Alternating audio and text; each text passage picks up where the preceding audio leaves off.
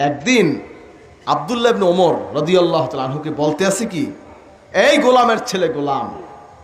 কি কইছে? ওমর, আব্দুল্লাহ ইবনে ওমর সে কে?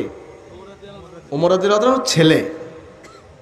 ওমর তখন কি আমিরুল মুমিনিন, খলিফা, অর্ধ পৃথিবীর শাসনকর্তা। আর হোসাইন রাদিয়াল্লাহু তাআলা কি? নাতি, জান্নাতের যুবকদের সরদার। বলেন না সুবহানাল্লাহ। জান্নাতের যুবকদের সরদার এবং আহলে বাইত, নবীজির আহলে বাইত। তিনি বলেন, এই গোলামের ছেলে গোলাম। এখন আব্দুল্লাহ ইবনে জুবাইর রাদিয়াল্লাহু মনে খুব লাগছে কথাটা, আমার বাপের এই কইছে, আমার কয় গোলামের পোলা গোলাম। হে তো ওয়াইট গেট করে গেছে বাপের দ্বার, বাপ তো আমিরুল মুমিনিন। যাইয়ে কইছে, আব্বা হোসাইন নবীজির নাতি, হে কইছে আমারে রে গোলামের ছেলে গোলাম। তখন আব্দুল্লাহ ইবনে ওমর রাদিয়াল্লাহু তাআলা বললেন, তুমি এটা তার থেকে লিখে নিয়ে আসো কাগজে। সুবহানাল্লাহ কইবেন না? কি কইছে? লিখিত নিয়ে আসো। খুব ঠান্ডা ভাবে, আমিরুল মুমিনিন খুব শান্ত। পোলায় কষ্টর কথা কইছে, কোন রকম টুটা নাই, শান্তভাবে বলছে তুমি তার কাছে লিখিত নিয়ে আসো কাগজে। সুবহানাল্লাহ কইবেন না? গেছে, আপনি যে আমাকে বললেন গোলামের ছেলে গোলাম, তারপরে লিখে দেন। হোসাইন রাদিয়াল্লাহু তাআলা দে কাগজ দে। সুবহানাল্লাহ কইবেন না? হ্যাঁ, সুন্দর লিখে দিয়েছে গোলামের ছেলে গোলাম। এখন ওমর রাদিয়াল্লাহু তাআলা আনহু সময় নির্ধারণ করলেন। ছেলে বাবার কাছে নালিশ করছে, কারণ এটা আমিরুল মুমিনিন, ফয়সালা তো দিতে হবে একটা। আব্বা, আপনার কাছে বিচার, একটা ফয়সালা চাই। আমাকে কেন গোলামের ছেলে গোলাম বললো, ফয়সালা আপনার কাছে চাই। তিনি বললেন, লিখিত নিয়ে আসো। মৌখিক কথা তো কোনো সাক্ষী নেই, কথা কর না গা, কি কথা বলেন নাই?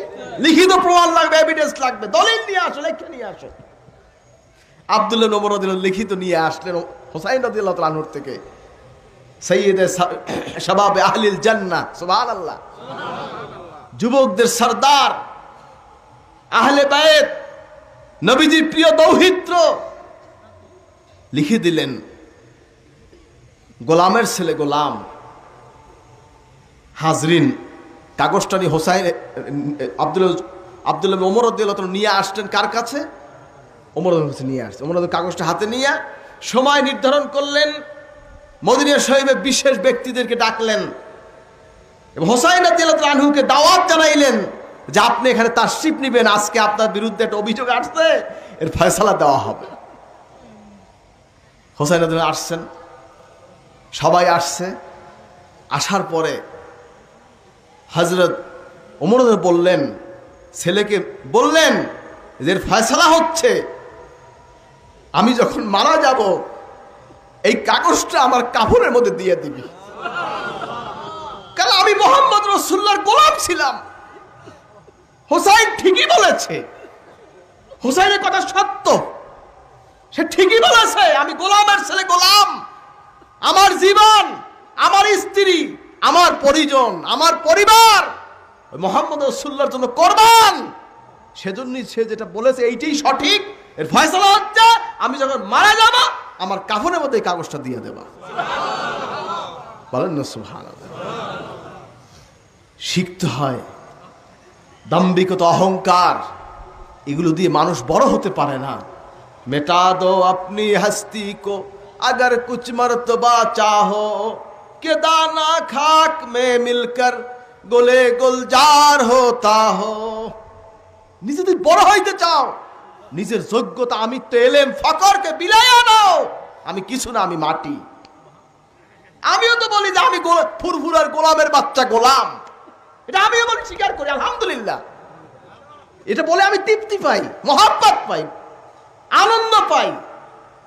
আমার বড় আব্বা বলতেন আমি ফুরফুরার গোলাম ছিলাম, আমার দাদাও বলেছেন আমি ফুরফুরার গোলাম, আমার বাবা বলেছেন আমি ফুরফুরার গোলামি করি।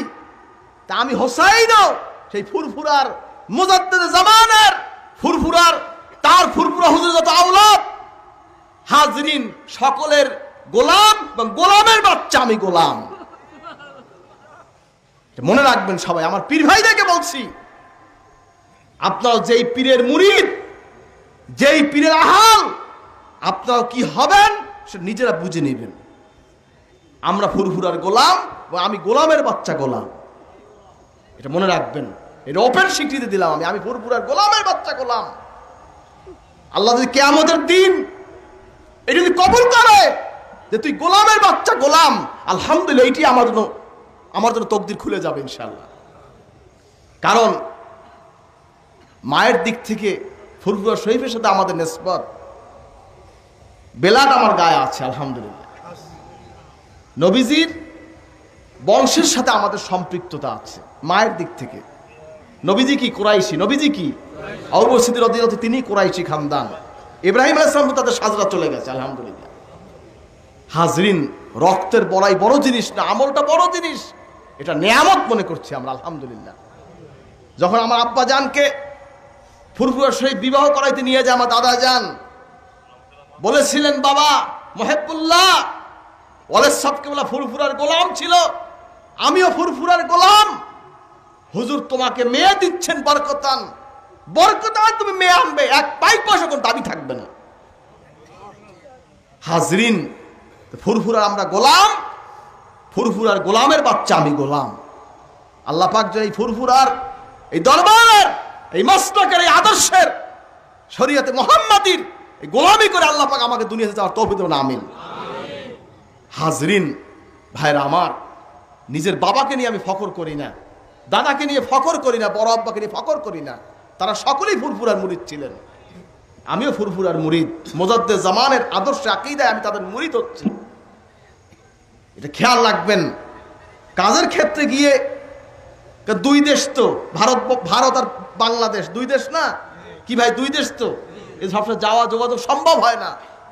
কিন্তু মনে রাখবেন, সারসিনা শরীফ তার ব্যক্তিগত কোনো আদর্শ নাই, ব্যক্তিগত কোনো বিষয় নাই।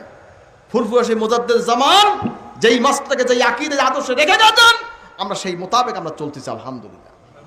ফুরফুরার যত আওলাদ সকলের জুতা আমাদের মাথায় থাকবে, ফুরফুরার জুতা আমাদের মাথায়, ঠিক কিনা কন?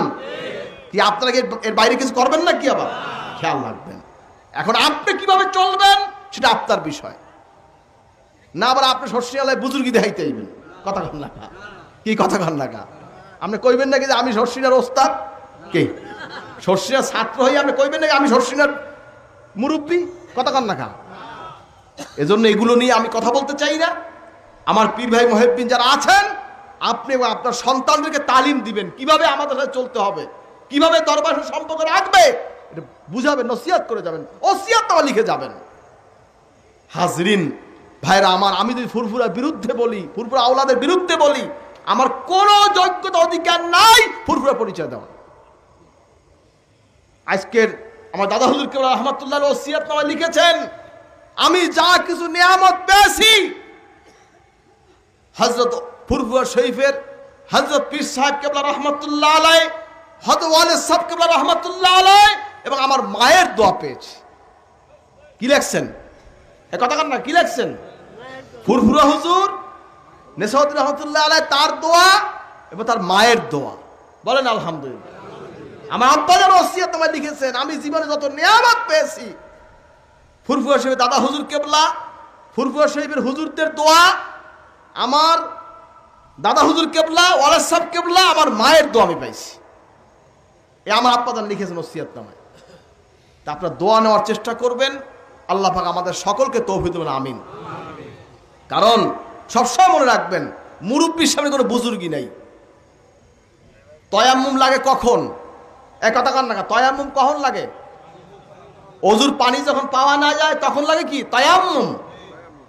যখন আপনার অজুর পানি আসে যায়, তয়াম্মুম করলে নামাজ হবে? এটা খেয়াল রাখবেন, বুঝে শুনে চলবেন। আল্লাহ পাক আমাদের সকলকে তৌফিক দেন, আমিন। যাই হোক, বুঝে শুনে চলবেন। তালিম তালকিন যেখানে হয় নিয়মিত জলসায় যাবেন, রাজি আছেন তো? তালিমে রেগুলার বসবেন, আত্মশুদ্ধি করবেন, ওই ফেসবুকে দিকে চাই থাকবেন না, ওই ইউটিউবে চাই থাকবেন না, কলবকে শুদ্ধ করে আত্মশুদ্ধি করেন। অনেকে টিভির দিকে চাইয়ে থাকে, ফেসবুক চাইয়ে থাকে, গল্প গুজব এই যে দিন পার করছে। কোথায় জিকির, কোথায় তেলাওয়াত, কোথায় নসিহত? কিচ্ছু নাই। কি আছে কি নাই? আছে কি নাই? আজ খালেদের তওবা করবেন। জীবনে যতদিন বেঁচে আছি আল্লাহকে রাজি করে যেন দুনিয়া থেকে যাইতে পারি। কে কে রাজি? নারায়ে তাকবীর। আল্লাহ পাক সকলকে তৌফিক দেবেন, আমিন। আসুন সকলে একবার তওবা ইস্তেগফার করে নি, সকলে গায়ে গায়ে হাত দিয়ে বসুন। খালেদের তওবা সবাই